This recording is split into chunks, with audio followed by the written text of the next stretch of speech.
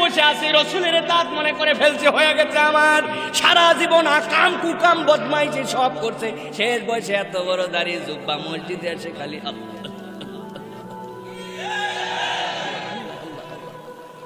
এই মুয়াজ্জিন, এত আগে দরজা বন্ধ করিস কেন বাপ? ইবাদত বন্দেগী কি করতে দিবি না নাকি? ওরে বাবা, ওইদিকে রাস্তা খাইছে মানুষের, খোয়া খাইছে মানুষের, পিস খাইছে মানুষের, দুর্নীতি করছে মানুষের, কষ্ট দিছে মানুষের, জুলুম করছে, অন্যায় বিচার করছে। আল্লাহ বলছেন অত সোজা নয়। আল্লাহ নবীরে তার যদি করতে হয়, এইগুলা সব জায়গায় আমার নবী আদর্শ ছিলেন।